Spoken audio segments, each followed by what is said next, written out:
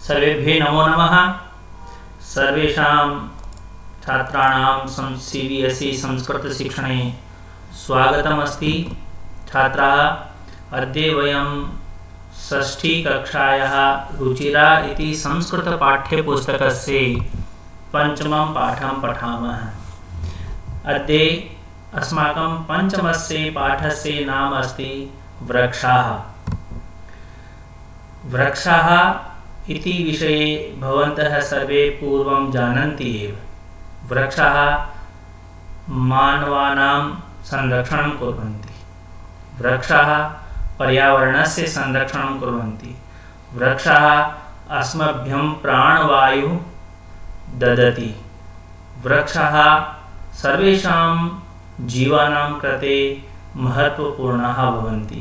तेषामेव वृक्षाणां विषये अद्य वयं पाठं पठामः।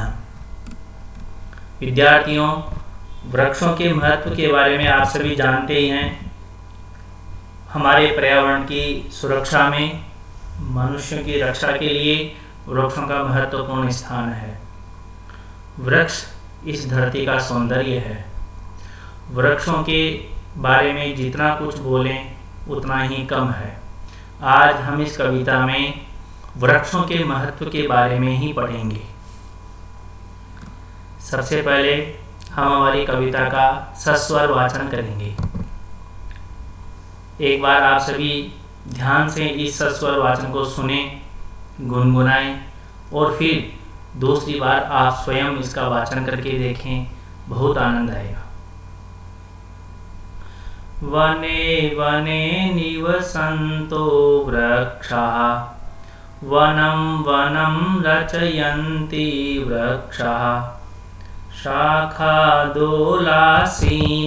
विहगाः, तैः किमपि कूजन्ति वृक्षाः, पिबन्ति पवनं जलं सन्ततं, साधुजना इव सर्वे वृक्षाः, स्पृशन्ति पादैः पातालं च, नभः शिरस्सु वहन्ति वृक्षाः, पयोदर्पणे स्वप्रतिबिम्बं कौतुकेन पश्यन्ति वृक्षाः, प्रसार्य स्वच्छाया संस्तरणं कुर्वन्ति सत्कारं वृक्षाः। पुनरेकवारं मया साकं सर्वे वदन्तु। वने वने निवसन्तो वृक्षाः, वनं वनं रचयन्ति वृक्षाः, शाखादोलासीना विहगाः, तैः किमपि कूजन्ति वृक्षाः, पिबन्ति पवनं जलं सन्ततं, साधुजना इव सर्वे वृक्षाः, स्पृशन्ति पादैः पातालं च, नभः शिरस्सु वहन्ति वृक्षाः, पयोदर्पणे स्वप्रतिबिम्बं कौतुकेन पश्यन्ति वृक्षाः, प्रसार्य स्वच्छाया संस्तरणं कुर्वन्ति सत्कारं वृक्षाः। छात्राः, अधुना वयम् अस्य गीतस्य अर्थं ज्ञास्यामः। वने वने निवसन्तो वृक्षाः, वनं वनं रचयन्ति वृक्षाः, शाखादोलासीना विहगाः, तैः किमपि कूजन्ति वृक्षाः। देखिए, सबसे पहले हम कठिन शब्दों के अर्थ देखते हैं। निवसन्तो अर्थात रहते हुए, रचयन्ति बनाते हैं, शाखादोला पेड़ की डालियाँ, विहगा का अर्थ होता है पक्षी, आसीना मतलब बैठे हुए, कूजंती अर्थात बोलते हैं। अब हम अर्थ देखते हैं। वने वने निवसन्तो वृक्षाः अर्थात प्रत्येक वन में रहते हुए पेड़, वनम वनम रचयन्ति वृक्षाः वनों वनों का निर्माण करते हैं। अर्थात वृक्ष वनों में रहते हैं और वृक्ष ही वनों को बनाते हैं। ये तो हम सब जानते हैं। यदि वन में वृक्ष ही नहीं होंगे तो वो वन ही नहीं रहेगा, वो निर्जन जो है सुनसान स्थान रह जाएगा। शाखा दोला सीना विहगा, विहगा का अर्थ होता है पक्षी, दोला हमने दूसरे चैप्टर में पढ़ा था, दोला अर्थ झूला, और शाखा मतलब डालियाँ, अर्थात पेड़ों की शाखाओं रूपी झूले पर बैठे हुए पक्षी। कहने का अर्थ क्या है, यहाँ पर कहा है कि जो पेड़ होते हैं उनकी डालियों के झूलों पर अलग अलग प्रकार के पक्षी बैठे रहते हैं, जैसा कि आप यहाँ चित्र में देख रहे हैं। और तई किमपि कूजंती वृक्षा, उन्हीं पक्षियों के माध्यम से पेड़ कुछ कुछ बोलते हैं, अर्थात पेड़ों के स्वयं के मुख नहीं होता है, लेकिन यदि पेड़ की डालियों के ऊपर जो पक्षी चहचहाते हैं उससे हमें ऐसे लगता है कि जैसे पेड़ स्वयं कुछ बोल रहे हैं, ये इसका अर्थ है। अब हमने जो ये 2-4 पंक्तियां पढ़ी है उनमें से कुछ प्रश्न हैं, वो प्रश्नों के आप उत्तर देने का प्रयास कीजिए प्रश्न पढ़ करके। पहला प्रश्न है, वृक्षाः कुत्र वसन्ति? किम उत्तरं भविष्यति? वने वने। वनम वनम के रचयन्ति, के का अर्थ होता है कौन, वनम वनम के रचयन्ति वृक्षाः, प्रत्येक वन को कौन बनाते हैं? पेड़ बनाते हैं। वृक्ष शाखासु के तिष्ठन्ति, पेड़ की शाखाओं पर कौन बैठते हैं? विहगाः, विहगा का अर्थ क्या होता है? पक्षी। विहगाः इति कर्तृपदस्य क्रियापदम किम? देखिए एक ऐसा भी प्रश्न आता है, हमने यहाँ पर देखा जो विहगाः शब्द है अर्थात पक्षी, ये कर्ता है, इस कर्ता की क्रिया कौन सी है, अर्थात ये कर्ता क्या काम करते हैं? ये काम करते हैं कूजंती, कूजंती का अर्थ बोलते हैं, कूकते हैं या गाते हैं। तो इसमें ये जो विहगाः कर्ता पद है उसका क्रियापद होगा कूजंती। एक बार फिर से हमने जो पंक्तियां पढ़ी उनका अर्थ आप देखिए।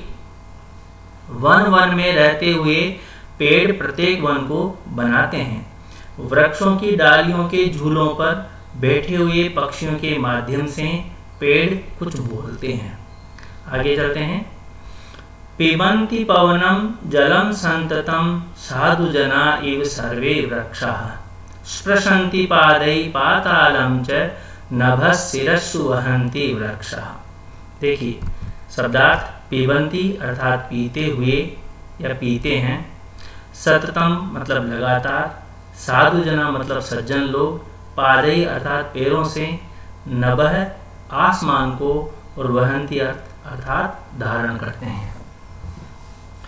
पिबन्ति पवनम जलम संततम, यहाँ पर बताया गया है कि जो पेड़ हैं वो संततम यानी लगातार, लगातार पवन यानी वायु और पानी पीते रहते हैं। यही वृक्षों का भोजन है। वृक्षों का भोजन ये हवा और पानी ही है, इसलिए यहाँ कहा है कि पेड़ लगातार वायु और जल पीते रहते हैं। साधु जना इव सर्वे वृक्षाः, इस प्रकार सारे पेड़, सर्वे मतलब सभी पेड़ सज्जन लोगों की तरह होते हैं, साधु लोगों की तरह होते हैं। जैसे सज्जन लोग केवल जो है भगवान के ध्यान में ही आनंदित रहते हैं, बहुत कम भोजन करते हैं, और उसी प्रकार पेड़ भी ऐसे लगते हैं जैसे कोई तपस्वी लोग हो, तपस्वियों के समान ये पेड़ होते हैं। आगे देखिए, स्पृशन्ति पादै पातालं च, स्पृशन्ति का मतलब स्पर्श करते हैं या छूते हैं, पादै का मतलब पैरों से। अब वृक्षों के पैर क्या होते हैं? उनकी जड़ें। पाताल को, पेड़ अपनी जड़ों से पाताल को छूते हैं, स्पर्श करते हैं। और नभस्शिरस्सु वहन्ति वृक्षाः, और वही पेड़ अपने सिर के ऊपर किसको धारण करते हैं? नभ अर्थात आसमान को। देखिए आप ये यहाँ चित्र में देख रहे हैं, जैसे कोई कोई पेड़ इतने ऊपर होते हैं कि हम देखते हैं ऐसा लगता है कि पेड़ ये बादलों को धारण किए हुए हैं, आसमान को धारण किए हुए हैं। जो पेड़ जो है वो अपने सिर पर आसमान को धारण करते हैं। प्रश्न देखिए, वृक्षाः सततम किम पिबन्ति? संततम अथवा सततम किम पिबन्ति? लगातार पेड़ क्या पीते रहते हैं? पवनम जलम च, वायु और जल। साधु जना इव के भवन्ति? सज्जनों के समान कौन होते हैं? वृक्षाः।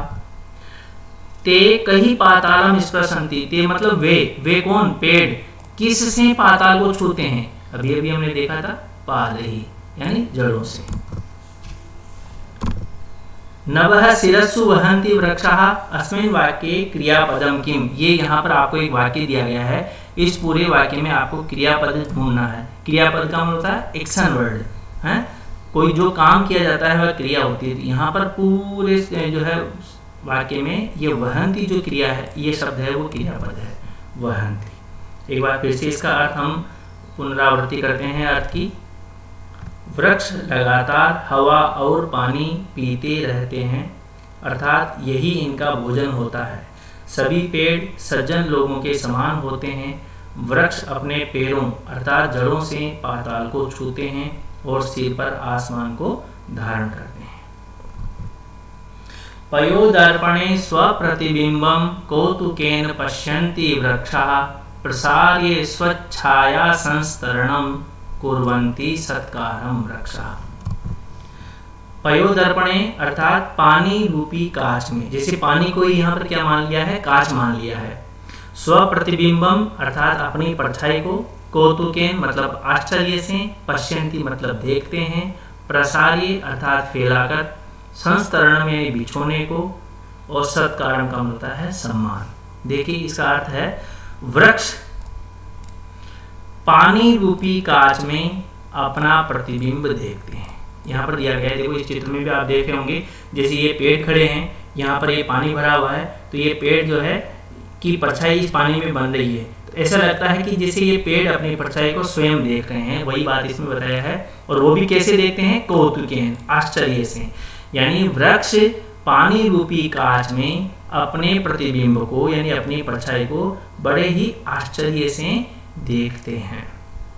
प्रसार्य स्वच्छाया संस्तरणम कुर्वन्ति सत्कारम वृक्षा। देखिए जैसे पेड़ों के पास कोई मेहमान आता है, जैसे हमारे घर में कोई मेहमान अतिथि आता है तो हम उसके लिए कुछ बिछाते हैं उसका सत्कार करने के लिए, उसी प्रकार जब कोई मेहमान या कोई आगंतुक पेड़ों के पास जाता है तो पेड़ उसका सम्मान कैसे करते हैं, स्वच्छाया संस्तरणम प्रसार्ये, अपनी छाया रूपी बिछोने को फैलाकर। उनके पास कुछ नहीं, बस उनकी छाया उनका बिछोना है, तो वो अपनी छाया के बिछोने को फैलाते हैं और आने वाले व्यक्ति का आदर सत्कार करते हैं। यही इसमें बताया है। अब देखिए प्रश्न, वृक्षाः प्रतिबिंबम कुत्र पश्यन्ति, कहाँ देखते हैं अपने प्रतिबिंब को, हमने यहाँ पर देखा था पानी रूपी कांच में, तो इसका उत्तर ये होगा पयोदर्पणे। किम प्रसार्य वृक्षाः सत्कारं कुर्वन्ति, छाया संस्तरणम, क्या फैलाकर किया था, अपनी छाया के बिछोने को। वृक्षाः प्रतिबिंबम कथम पश्यन्ति, कैसे देखते हैं, प्रतिबिंब को तो देखते हैं पयोदर्पण में, पर कैसे देखते हैं, कौतुकेन, बड़े आश्चर्य से।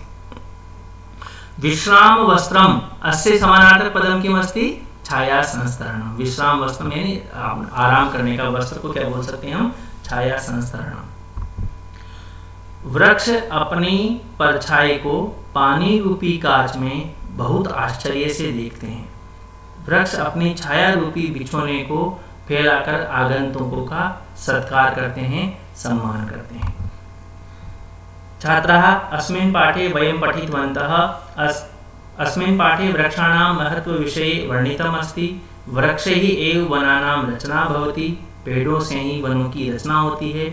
वृक्षाः निरन्तरं पवनं जलं च पिबन्ति, पेड़ निरंतर हवा और पानी पीते रहते हैं, इसीलिए ते साधु जना एव भवन्ति, वे सज्जन लोगों के, संत लोगों के समान होते हैं, तपस्वियों के समान होते हैं। वृक्षाः स्वच्छायां प्रसार्य आगंतुक जनानां स्वागतं कुर्वन्ति, अपनी छाया को फैला करके आगंतुक लोगों का वो स्वागत करते हैं। ये हमने इस पाठ में पढ़ा। विद्यार्थियों, अब हम इस पाठ के कुछ अभ्यास प्रश्न देखेंगे। अभ्यास प्रश्न हम इससे अगले वाले भाग में, नेक्स्ट भाग में हम देखेंगे। तब तक के लिए सबको बहुत बहुत धन्यवाद। आपका दिन मंगलमय हो।